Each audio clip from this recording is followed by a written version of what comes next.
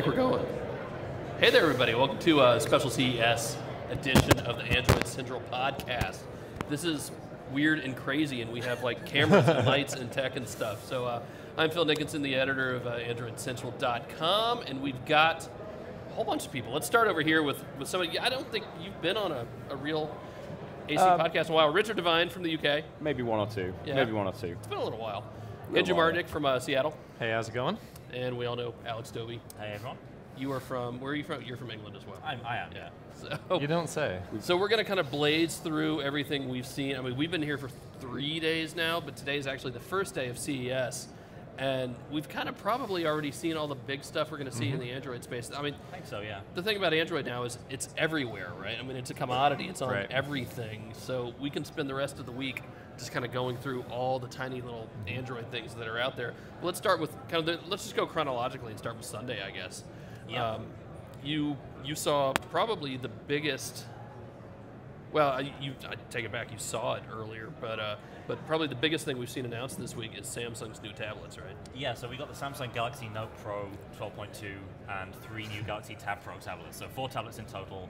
Tab Pro 8.4, 10.1 and 12.2, and the larger Note Pro with a 12.2 inch screen. So 2 larger sized tablets, 2 of the largest we've seen on any Android tablet, I think, and certainly one the largest from the largest. Right.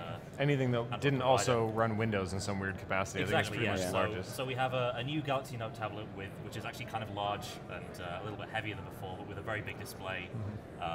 New features in terms of a magazine-based UI that lets you see sort of personal content. So you're moving away from just having a phone-based home screen on a larger device. You've got Finally, by the way. exactly, I mean, yeah, and that kind of makes a lot of sense, I think. Yeah. We've seen efforts to get things in that direction before, but Samsung now has kind of like a tile display. You say tiles, people think of Windows Phone, but it's a different kind of tile layout. You have weather on the side with some, I guess, notification type stuff. I think they totally ripped off Windows Phone because of rectangles. I don't know. I'm kidding. I'm kidding. Where's Dan Rubino? Yeah. So we have that now. That's common across all 4 tablets. That's, I guess, their new way of doing a tablet UI. Now we'll see what happens on the phone front later in the year, I guess. And no menu button. No menu button. That's a big deal for Yep. Android purists, right? Because the menu button is a holdover from the gingerbread days. And now we have a home button in the middle, we have back button, and your task switching button. So that lets you jump into kind of a new task switching UI. It's easier to jump between things, and you could argue that makes much more sense on a large screen device or just any modern Android device, really. Yeah, the way you see multitasking pop up for, on a Nexus 10, for example, it's just 3/4 of the screen is just dead black space, and you just have these little cards. So it's nice to see they're actually doing something, that could actually make sense. When you get to 12 inches, you're usually used to a Windows type UI. So. And they're doing more with multitasking through multi-window as well. This is the split screen thing they've been doing ever since the original, the Galaxy Note 2 actually. Right. So we've got 4 apps on screen at a time now. You have a grid that you can rearrange and slide around, so you can have, 2x2 grid of stuff. You can have windowed apps now, and they've changed the way windowed apps work so that you can resize them without squishing them out of shape. Just really a lot of things to do with making sense of the larger screen size, having more going on at the same time, not limiting yourself to just one app on this massive display. Also, Sunday night we saw Nvidia at their press conference, and the new Tegra Tegra K1. Yes. Kind of a big deal. 192 GPU cores in this thing. They like to say 192 cores. Right. They don't like to specify, but then it's really just difference GPU there. cores. Right, yeah. 2 versions of it. One is based off kind of current architecture, but one they also previewed for us is based off their new Denver architecture. We're not going to see that till later this year at the earliest, and probably later this year. But what they're showing off of what it can actually do is pretty impressive. They had some, obviously, just tech demos at this point, ports of old games, but they're talking about the new Unreal Engine being built for the Tegra K1, which is really important. Obviously, they're targeting gamers, but they're showing off games that would take a high-end PC maybe 2 years ago, running on a tablet out to a larger display, and that's kind of a big deal when you talk about mobile gaming. You have something that we're talking about approaching PS3, Xbox 360 level graphics. Yep. And with the Unreal Engine 4, you're looking at an engine which is running on next-gen consoles, PS4 level stuff. that same engine being targeted now at mobile devices, which is a very big deal. One of the demos they did was of a human head and a face, and they said, look, that's one of the toughest things to do a demonstration of, because we know what faces look like. It's obvious when something doesn't look right, but damn, it looked good. They kept talking about the crystals in the eyes, and you could see what they were talking about. In fact, I'm not actually here right now. I'm a Tegra K1 render. What else have we seen? So we got a bunch of new phones from Sony. Yes, absolutely. Well, a bunch. We had 2 new phones from Sony. One is the Xperia, I should say Z1S, since we are here in the US. It is coming to T-Mobile. It is coming to T-Mobile, finally. You can say Z when you're here. Can I say Z? Yeah. Sure. Okay, I'll say Z. So the Z1S, it's basically the same as the Z1 that we've had in Europe for a while. A few small design changes. It has a plastic frame, which makes it slightly lighter. You know, they were keen to reinforce that it was reinforced plastic. Yeah. You know, not necessarily a cheap substance, but it is lighter. Besides that, the phone that we still kind of know and love from last year, Snapdragon 800, 5-inch screen, a very, very nice 20.7 megapixel camera. Right, and the bump storage, of course. Of course, yeah, we have they've upped the storage to 32 gigs from 16. So a very, very similar phone. You probably wouldn't notice a difference unless you're very, very familiar with the old one. And that's what we like to see. We don't want, we don't want the carrier to take over and get a brand new device that's, completely different. Could be, the Z1 is a proven design, and when we reviewed it, we actually really liked it. No, it's good. So they've got that. There's also, for global markets, we have the Z1 Compact. Sony was saying they're not calling it the Mini because the Mini name has connotations of being lower spec. With a Compact, it is the same internals basically that's in the larger one, just in a smaller frame. So it's just been shrunken down. You're not dealing with lower end specs. It's effectively the same phone, just smaller. And actually, one thing they pointed out about that was they went to an IPS display in that one, and we looked at them side by side, and we've kind of knocked Sony phones before for having really bad viewing angles when you look at them off axis. The Z1 Compact is amazing. I mean, when you see an IPS display, you know that it's crystal clear, it's gapless, and you look at it from the side and it looks the exact same. For some reason, they're not doing that in the Z1S, but they're looking at it, and hopefully that they start to bring IPS into their other displays too. Nothing really new from LG this week in the phone space. No, not really. They did announce that the G Flex, which is that curved phone that you can flatten out and it'll spring right back, it's coming to T-Mobile, Sprint, and AT&T sometime this quarter. We don't quite know when yet. We don't know for waiting how much. For all the carriers have said that it's coming, but obviously they want to hold back and do their own thing. They don't want to have LG drop the ball for them. And they're not really showing the carrier versions of the phone yet. I played with it. It's an interesting device. It's it's big. It's over 5 inches with a 720p display, so the resolution's not all that great on it for a phone of that size. I think it really still stands as a tech demo, right? Yeah. They're saying they're using to say we have the flexible battery, the flexible display, this self-healing back. It's maybe some of this stuff will come in lower capacities to other devices that make a little more sense to everybody. We did get to see the new Chromebase all-in-one desktop Chrome OS device. Right. It's pretty. First, it's not bad. Yeah, we've seen Chrome boxes before. You could just plug your own keyboard and mouse into, but having the all-in-one is like, for students or for libraries or kiosks, we're expecting this thing to just cost a couple $100, a few $100. It's got the same internals as a regular Chromebook, and I don't know. What do you think about the design? I mean, it's pretty much pretty uninspiring, but the resolution was a bit. I mean, it wasn't horrible. I could absolutely use it. I would prefer something a little higher, but. And they didn't have a price on that, did they? No, so no price. That's the big question. They could barely talk about the hardware specs inside, so they were really saying this is LG's first attempt at Chrome OS in general. They haven't even done a Chromebook, and so they're saying, we're really trying to take it slow on this, make sure that it's right, and Chrome OS is still a new thing overall. I want to move on to cars for a minute, because actually that's kind of big news on a couple fronts. One, going back to Nvidia and Tegra, is they're really, really pushing to get their tech inside of cars. Some of the higher end cars you see, I've seen it, Cadillac in their Q, CUE in their Q, I'm going to say devices, in their Q vehicles. Right. You have dashboards that change dynamically depending on what you're doing and what you want. Gauge clusters and everything. It's moving away from analog to all digital. That was one of Nvidia's big demos. Was here you can choose, the display and what colors you want, what texture you want it to have, and pretty incredible stuff.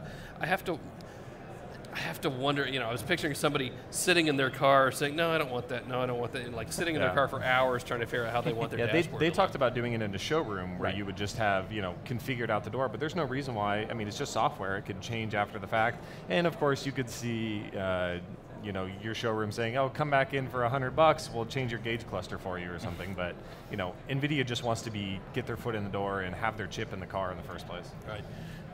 Probably the bigger news, though, and this was in the wee hours Sunday night, was Google announced the Open Automotive Alliance. Yeah. Which And wee hours as in 12:01. Our time. Monday morning. Our just Pacific randomly. time. Busiest day of CES for us. And Right, it's not. I mean, it's not that Android is necessarily powering everything behind the car. Right. And it's not going to look like an Android dashboard, and it's in the early hours. So I'm kind of hesitant because anytime we hear Android open anything, Right. Well, we know Open Handset Alliance, Right. which is bringing Android to all these different OEMs. and that's important. And this is supposed to be kind of a compatibility layer, I guess you could say, is not just having Android in the head unit, but saying even if you have a lower end stereo or something, it's going to work when you hook up the Bluetooth. You're going to be able to get your calls. You're going to be able to get streaming, and they're saying that they're going to start rolling this out by the end of 2014 with what is it? GM, Audi. Yeah, Audi. You can't buy a new car today without Right. it working with an iOS device, and that's awesome. Mm-hmm. But I can't get into my wife's car, plug in my phone, and be able to flip through tracks or listen to music at all. And if it works with maybe your Samsung phone, it's not going to work with your HTC phone. And that's going to kind of have to come from the OEMs of the phones too. I mean, there's so many different variables there that you just don't know what the heck could be all my the only components. hesitation is because when I hear Android anything Alliance, I think of the Update Alliance, Update Alliance, which just yes. went nowhere. Right. So we will see. But that said, I mean, updates have grown in leaps and bounds Yeah. since then. So we can make fun of it all we want. But I had a nice meeting with Motorola this morning talking about the witchcraft that they've been able to do to get updates onto their phone, within weeks of major releases. And the fact is, they're saying this is truly open. Anybody can come and join. Whether it's car makers, device makers, software makers, it doesn't matter. They'll let anybody join. And it's just the fact that they're thinking about this is really what's important, rather than thinking about their own interests. To try to get people locked in. GM is saying, GM makes a whole bunch of cars, and they're saying that they want Android compatibility. Yeah, Unlike the because Open Handset Alliance, it'll be a while before we see solid results from this, before we see what this eventually leads to. So we've got it's going to be the long term. it's a bunch of big partners at least to come out of the gate with and launch. GM, Audi. So they're not necessarily going to be in everybody's car, but we're going to see something. I mean, everybody here has got there's cars all over the place. There's Audis, BMWs, and even Samsung's got a BMW i3, and they're hooking in with the Galaxy Gear, and everybody. The car seems to be like the next playground for all these guys. They want to get absolutely, in. definitely. They're on your phone, they're on your tablet, and they want to be in your car next. So. Long before any of us even arrived in Vegas, we all heard about this is going to be the show of the wearable. Yeah. Wearable, whatever, and whether it's watches, whether it's something on your face. And sitting here looking, and the guys in the chat noticed, we're all sitting here wearing Pebbles. So let's start with Pebble. The Pebble Steel was announced this week. Yeah. Essentially the same internals. Externally, it's been redesigned a little bit. The buttons are a little closer together, but mainly it's made out of metal now. It's still a Pebble through and through. And it addresses one of the, not concerns, but a complaint was it's a plastic watch. It's one of the things that watch fans in particular have pointed out. Not necessarily just about the Pebble, but about the current generation of smartwatches. I like nice watches. Why am I going to buy a Pebble? It's plastic. It's not the premium feeling timepiece that I'm used to. And obviously with the new Pebble Steel, they're kind of addressing part of that. It's $100 more, and that brings it in the same price range as the Samsung Galaxy Gear, which I still think is a really good watch, especially if you have a Samsung device. Brings you up there with the Qualcomm Talk, which is on sale this week for CES. It's $50 off, so it's down to $300. At some point, do you think we're going to have to, is any one company going to win here? It's difficult to say. I think a lot of the players that come in maybe in the next year are going to be looking to use it as effectively a big ecosystem play. We've already seen Samsung do it with the Gear, which only works with certain Galaxy devices.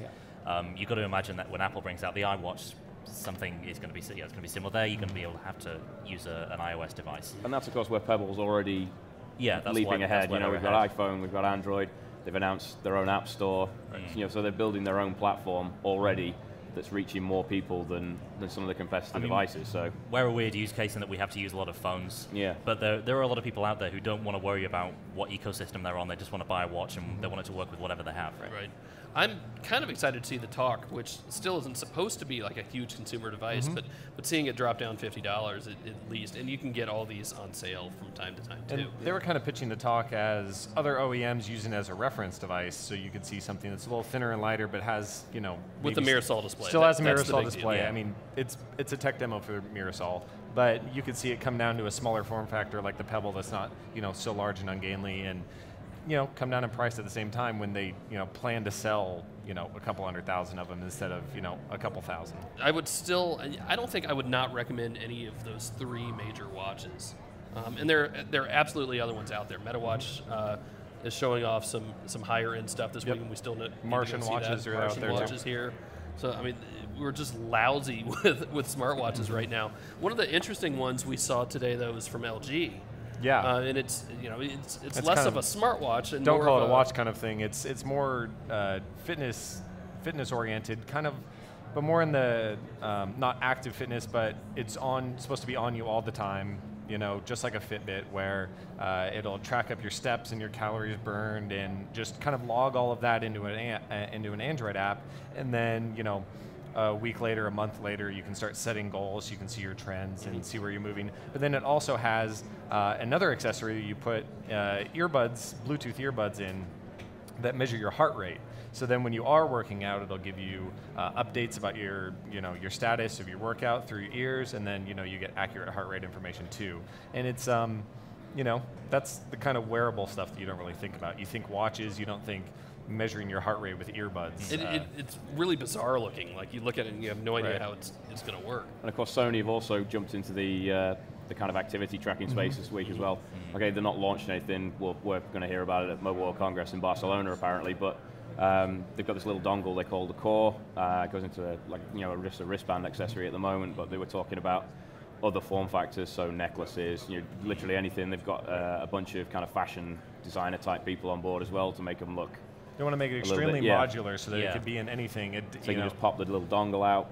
They talked about putting on a tennis racket or a golf club or something like that, because it's just a little device that can measure things and, you know, give you access to that data. It's effectively just a little ball with a battery and a bunch of sensors in, isn't it? That's the way it works. And they're talking about not just tracking activity, you know, like physical activities, but your entertainment, your social, with the new LifeLog application that they announced to go with it. Yeah. They basically want to catalog your whole life. So it's kind of it's been shown off here. It's just we're a little bit slim on some of the details, but they did say that we'll find out more in Barcelona next month. Big hints about what's coming at MWC. Yeah, absolutely. Yeah, nothing from the other major manufacturers. Nothing from HTC. They're showing off the One still in the entire HTC One family. Nothing new from Motorola. Though, I mean, you should mention Motorola's got an event next week in London. Yep. Yes, by the way. So not an official part of CES, but it came out. What do you think they're today. going to announce? I have no idea. Maybe you have one in your pocket, Phil. Moto X. Yeah.